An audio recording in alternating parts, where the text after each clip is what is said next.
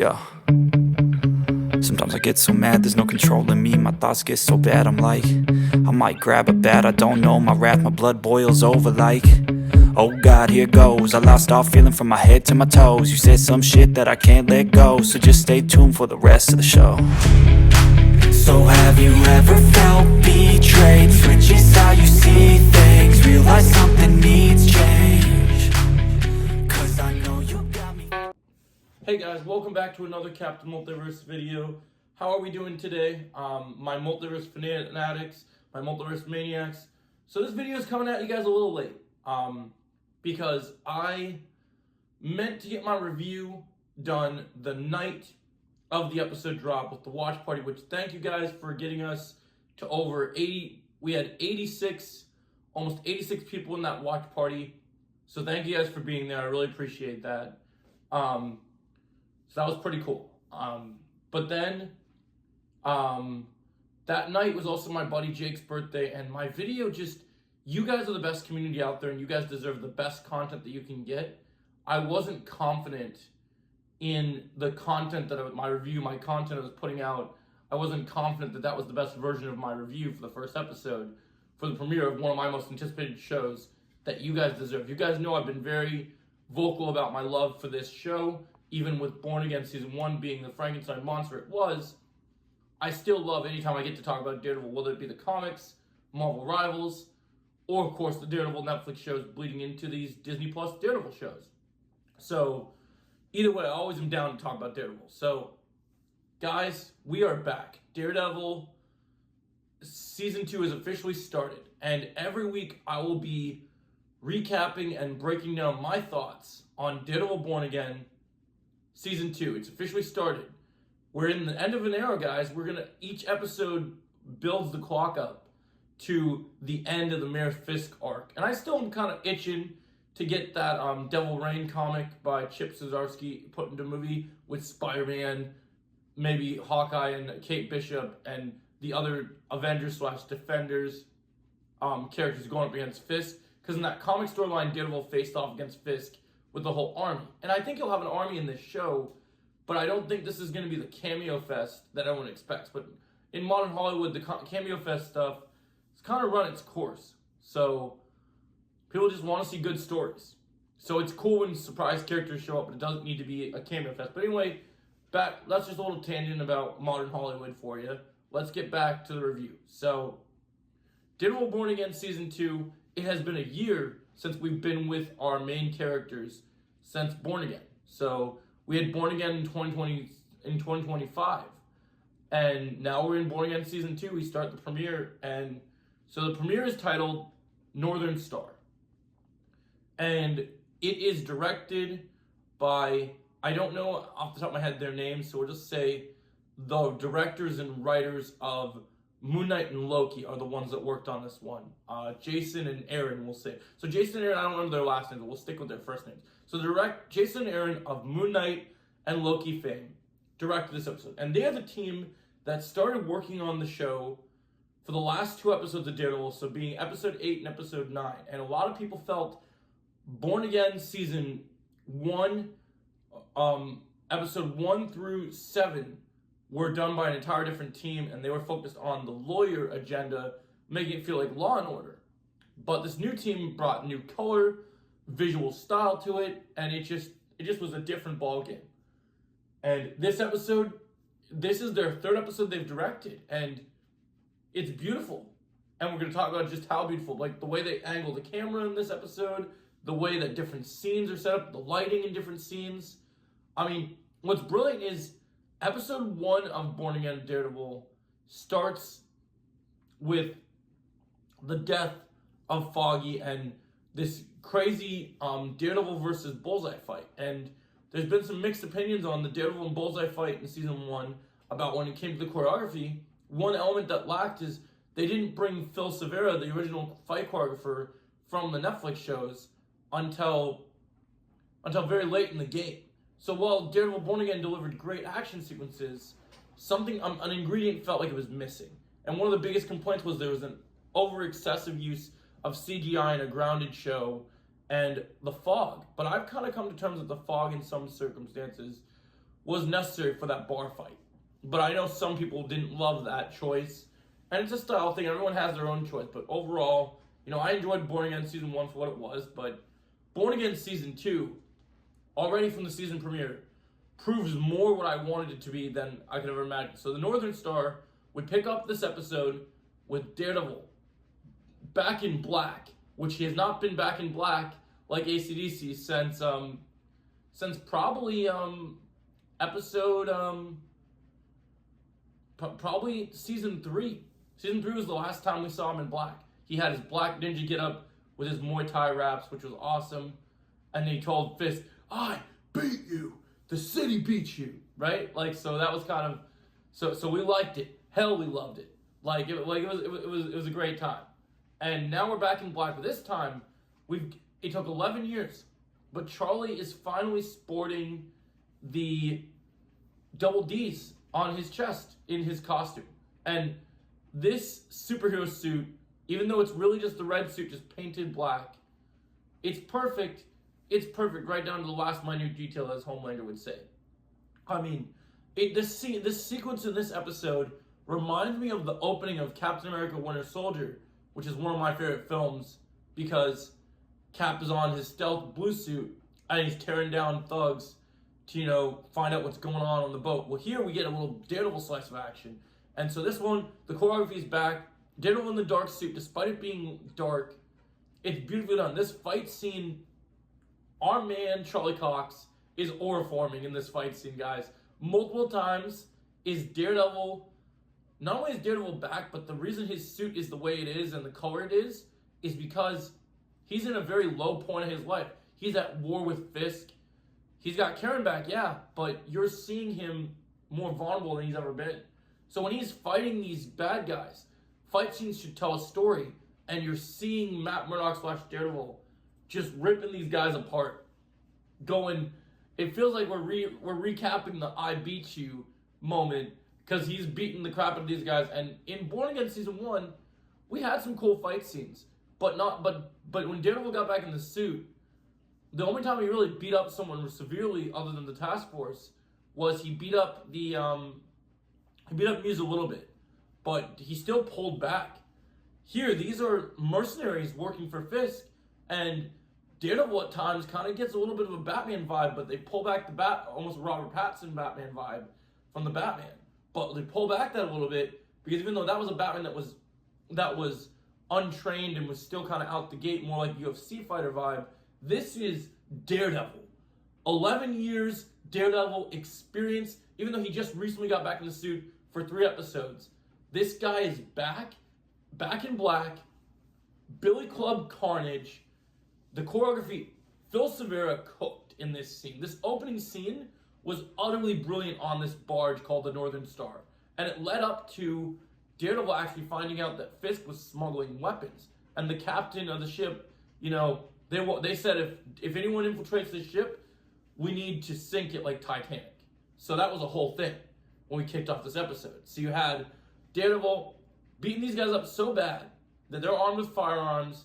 He's beating them up with the billy clubs. There's cool moments, like inhale that aura. There's moments where he's throwing the billy club, doing the thing you love to see from Daredevil, doing some cool kicks, and it's a solid first fight sequence to start the show. And the fact that people were saying these episodes are slow, and you start with a fight scene of this level, is amazing. We are so back. And then as the episode picks up, you start to see, right before Matt gets back to right before Matt gets back to Karen, this scene ends with you see the Northern Star sink, and it's not totally sank to the bottom, but they sink the ship, and you can see the wreckage of it.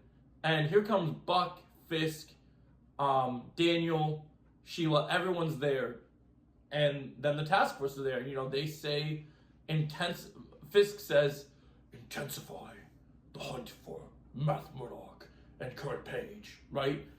Because he knows the devil's behind this. And so that's the first start of this. So that goes crazy. Matt makes it back to Karen. They have a conversation about the ship and the first mate about the weapons being loaded. And they're enjoying their little romance. Like, hey, look, we've won. This is great. And we made a crack in Fisk's armor. So we thought. And so then, as things intensify, they're enjoying being in love again, having their moment. You get a little moment of, you get this nice little moment between them. And then he tells Karen, hey, see if Jess knows any more where we can find the captain of the ship, more information. So then we know that Jess is already working with Karen and Matt in the crusade against Fisk, which is pretty cool. I really like that element of this, the finer details. So, and then we kind of kick into our next scene. We see BB's trying to kind of make the Vigilante Task Force, the ATF, look like they're the good guys here. But in the background, there's little hints of her doing her own thing and trying to share the things, like there's fuck Fisk in the background, like a bunch of just different stuff symbolizing that she's kind of putting her own little message. She's doing what Fisk wants to make his name good in the public media, but also putting her little hints in there. Because if you don't know, Bibi York is the niece to Ben York, rest in peace, Daredevil Season 1. So that comes ahead. And we get a little scene with that later, because on Karen's side of the story, we see Karen and Bibi talk, and Karen kind of tells Bibi, hey, you know, don't do, I don't want you to end up like your uncle. I want you to, you know, thrive and just stay safe. And that comes after her going, her reports followed up by her getting congratulated by Daniel. Daniel is the VP, basically Fisk's right hand here. But then we also have Buck as Fisk's other, like his left hand. So you got two sides to that. I'm really hoping that Buck will end up fighting Daredevil like he does in the comics, because he's kind of this James Bond assassin for him. I'd also love to see him fight Bullseye, honestly. But, you know, I think if he fought Bullseye, he'd probably be dead by now. So Daredevil fight would definitely be interesting. Love to see that in the future. And we have more to do with this season, because all these guys are probably getting taken down by the end of the season. But as a season premiere, you go into this, you see everything happening, and then right as things start to intensify, you know, Foggy and Karen are, no, not Foggy, Matt and Karen are enjoying their little moment together. You see things start get more and more interesting, because as they're doing their stuff, you start to see, after we mentioned Jess and everything, we start figuring out more about what's going on with the captains. So we're looking for the captains, but right as everything's being interrupted, after the Northern Stars are there, we see a shot of Fisk throwing his laptop down, seeing the Daredevil symbol, and it pissed him off. And then, right before this, we are actually introduced to our new character that Matthew Lillard's playing. Mr. Charles is in a bar. You can see he's actually in Washington, gets a call. He's like, no, I'll handle it. You know, it would be good, you know, good for the figures, or good steps, basically. So he realizes he needs the miles, he says. So he wants to fly. So he goes, throws his phone in the little alcoholic beverage, because he's been drinking. So we've heard about Mr. Charles. We've seen him a little bit in the trailer, and we heard about him from the behind-the-scenes stuff.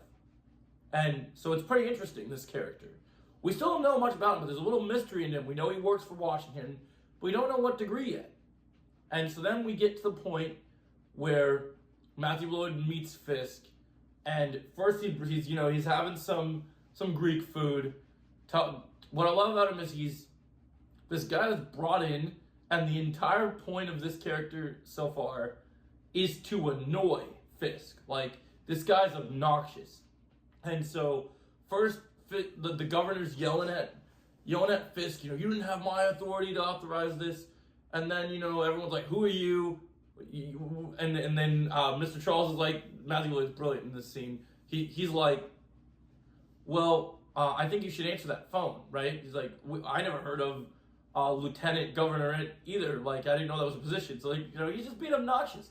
Mixture of all the Matthew Lillardisms that we expect. He's not quite crazy like he is as Stu in Scream, but he's got little bits of crazy. He's more of a matured Matthew Lillard. Much more closer to his character from Five Nights at Freddy's. But still, this is also a beast all on its own. Unoriginal. And I will say, we knew we were going to have new characters this season. Matthew Lillard is one of the best additions to the show. And look, like we say, I don't think we're done yet. I still don't think this Matthew Lillard story, as it unfolds in this episode, will we get hints. I still don't think we understand how he fits into this puzzle. But he's a great addition to the show, and what he brings to it is amazing. So I love what we get here. and the little moments you get with him. So this first scene, you know, and then the phone rings. And this is where his connection becomes real clear of how his powers exist.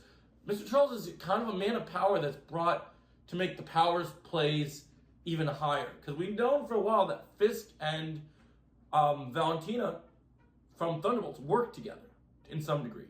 And so at some point, when Mr. Charles shows up, he warns the governor that his phone's going to ring. When they're trying to stand and get on Fisk's back over everything, all of a sudden, Mr. Charles, as much as he's annoying, kind of pulled some strings for Fisk, because the phone rings, it's Valentina herself, and basically tells, then the governor basically goes to Fisk and said, like I said, Mr. Fisk, you can have everything you want, right? So the politics of this are exciting to me. It's interesting because your power play is like, Fisk is the mayor, he's being challenged. Mr. Charles has so much power because he's either working for Valentina or they're working together. So this does connect to some Thunderbolt stuff is going on. This is in the timeline. This show exists right after Thunderbolts in a deeper corner of New York. So we're still getting those MCU Avengers connections, which is pretty cool. Right before Doomsday. So, you know, we had Fantastic Four and Thunderbolts, which happened in Fantastic Four took place in the 1960s, and then went to the modern day. Thunderbolts took place in its current year, and then current 2026. And then after Thunderbolts, it sounds like next up is Daredevil. And so that was brilliant. So the connection, Mr. Charles somehow is connected to Valentina. And so this is only one of Matthew Lillard's scenes. He has another, Mr. Charles has one more scene in this episode, but we'll get to that in a minute. So if you're following this review so far, make sure you hit the like, share, and subscribe, guys. And make sure you hit those notifications so you never miss when we post another video. But let's get back to the review. Okay, so then we catch up with Kirsten, who's in Matt's lawyer office, wondering where Matt is. They all think Matt's missing. But, of course, Cherry's been getting phone calls from Matt and texts from him. And so when Ben, who was supposed to be the DA, he tries to coerce Kristen into joining him and going against the Duquesne case, who Jack Duquesne is Swordsman from the comics, and he first debuted as Kate Bishop's mom's boyfriend, and then revealed to be the Swordsman. Some people thought he was going to be the villain, but he actually turned out to be an interesting character. This is Tony Dalton from Better Call Saul. So it's very similar to Pedro, but different. It's funny, they're both in the MCU now. But so we then get a scene of Heather is trying to, as a therapist, she works for Fisk, but she's talking to Jack, and Jack's not in prison. He gets to meet with her. You get a very big Harley Quinn vibe from her in this scene, where she's talking to him, but she's also kind of trying to write him off and like make sure he gets locked up for good. But she is also struggling because she is still seeing Muse from season 1, who was killed, the original Muse, Hunter. So she's seeing Muse everywhere, and it's affecting her judgment, and she's still just on this crusade to deal with anything anti-vigilante and handle it and make sure it's taken care of. So that becomes a whole thing. So then, after that scene, we move in. You know, the camera does this really cool thing that Justin Aaron did, where it tilts to kind of be like, ooh, this lady's crazy, like something's going on, and I love that. I love that little detail. We're gonna talk about Heather more in the end of the video. Heather might also get her own video later tonight, because I have a theory for you guys that will drop in this video, but I'll expand in a later one.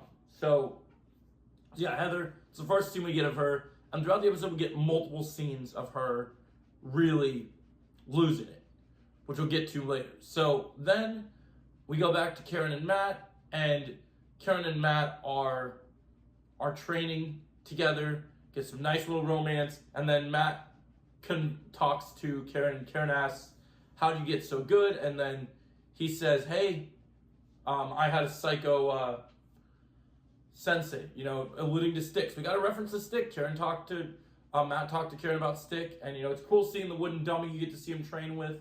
I hope throughout this, since it's an annual show, I hope we see a lot more of Matt's martial arts training, because for Charlie's sake, it it shows the prep work that goes into playing a superhero, but also, just like Batman, one of the similarities between Batman and Daredevil, one of the things I love about the characters is, I love in superhero shows when you don't just see a character go out there and fight people and be amazing at it. I love that you see someone training and putting the hard work into why they're so good at what they do.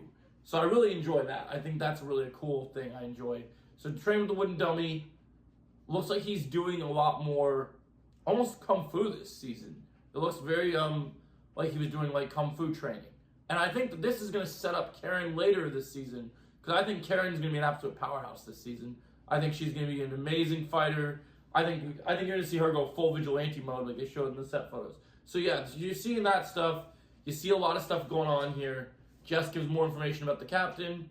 Matt goes and meets with the lady, finding out about the captain. But then the captain gets shot by Buck after the task force is being prominent. I hate, one of the things I'll say is, in season 1, there's a lot of supporting characters that made no sense. And now they're given some. I like Heather more this season, even though I know she's going to become crazy. I like her character. I like Cherry this season, which I didn't expect to like Cherry. I like Kirsten. But I do not like Pal. I didn't like Pal in season 1 as a member of the task force working for Fisk. I really want Matt to hurt this guy bad. So that's where things really boil to. And then, we go back to after Matt and Karen have their moment, they're sitting down and enjoying each other and talking about, Karen asks Matt, do you miss being a lawyer? And Matt kind of is like, yeah, but then he just thinks about Foggy. So that's going to be a theme this season. Matt still hasn't gotten over Foggy, and it carries into his fight scenes you see at even, where he is still, what we love about Daredevil is he's angry. I'm not praying for forgiveness for what I've done, Father. I'm praying forgiveness for what I'm about to do, is like what Matt says in the Netflix show, if you guys pay attention to the details. So that's a very real theme still. He's losing it still from what happened to Foggy last year. Like Punisher says, like Frank says, what about old Foggy? Did he get life? Just like that whole piece there. So you're getting that whole piece of the puzzle there, and then, you get that moment between them, and then we get back to dinner at the Fisk household. And I love Vincent D'Onofrio. You didn't come here and ask my permission to speak to Vanessa. It's so brilliant. He's just being so obnoxious. So do I ask permission to speak to the missus? It's just, I love Matthew Lillard, man. This guy is, Matthew Lillard when he was younger would have made one hell of a Joker. I'll say that much. This scene, this character we're getting, even though I know we're supposed to root for Daredevil, I gotta say, of the new additions, I might like Mr. Charles as a villain or as a higher up or on the level that I like Kingpin, because the new villains we're introducing in this rogue gallery, I just love what they're doing with Matthew Lillard here. As a Lillard fan, I thought the best thing I saw Matthew Lillard in this year would be Scream 7, but it was instantly topped by one episode of Daredevil Born Again, because I love this Mr. Charles character. I love the intrigue, the mystery, the fact that he is just crazy and also has so much power, and he's toying with Fisk, because Fisk can't do anything about it. Even though Fisk is the mayor, this guy is up the chain. And so he's messing with Vanessa, and Vanessa's poking back, calling him rude. Love this scene. Love how it's set up. It's brilliant. And Fisk is ready to snap, but he can't do anything, so Mr. Charles keeps pushing his buttons. And so then we push forward. Like I said, the captain got executed by evil James Bond, aka Buck. Gotta see Buck in some serious fight scenes this season. Either Bullseye's gotta get him, or Matt's gotta get him. Because this guy's dangerous. He needs to be taken out. He's like the new Wesley. He needs to get taken out. I'm hoping for some craziness later in the season. So then the episode proceeds. Matt met with Cherry after the Kirsten thing. And he's like, oh, Cherry worries about you. He's like, why don't you worry about my safety? You worry about hers. And then Matt says, you're old. Just nice. Even in this show, the moral humor isn't dialed up to 11. It's just nice. And it's just brilliantly crescendoed into each other. The music in this show is brilliant. How it's built up to. Everything is just beautiful. It's pulled together in this perfect world of this haunting, awesome action. So then, we're kicking off, all the big stuff starts happening. And then we get to the ending of the episode. And in the ending, so Cherry, so we find the captain. So the captain's dead. We find the first mate, and he's being safely escorted out of the country by the lady of the Greek restaurant. I can't remember her name, but we'll just call her Lady of the Greek restaurant after Matt met with her, which is cool that she's helping out the community like that. More propaganda going on. BB is also masquerading as Fisk in her little BB reports, which I like. I like the BB reports showing New York City in season 1, so I'm glad they returned in season 2. But then the final scene is, Cherry gets a visit from the task force because they found out that he was at the scene with Kirsten and all the other characters. So, and Kirsten's case goes against Jack's freedom, so that goes against Fisk. So the task force are going to do anything they can with their powers. And Cherry's like, I'm not opening the door for you unless you guys have a warrant. And so then the task force breaks in because these guys are horrible. They've already slapped the owner of the Greek restaurant, which I want to, especially Pal. I want Pal to get hurt bad. Bullseye, you need to put 1, 2, 3 in between the eyes, chest, mouth, nose, whatever it takes. This guy's got to go. That's what I love about this show is even the politics, the task force are emulating something that we're going through in the modern day world. And I see these guys, and like Frank, I wouldn't even piss on them. Like just like he's like, whoa, cool, you guys are clowns. You're clowns. I'm gonna get you. I'm the big bad Punisher. Like if Frank was still here, these guys would be gone. And I think that they might even be back even in the Punisher special that comes out after Daredevil because, I think Frank hates that they're stealing his image. I mean, I remember I saw them rocking his symbol still, and I was mad when I saw it. So it was why I'm wearing my Punisher hoodie right now. So then we crescendo to the end. Cherry's in trouble by this task force, these assholes, right?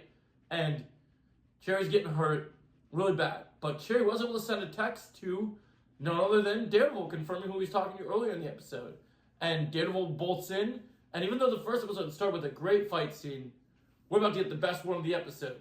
The task force is there. We have like 4 guys.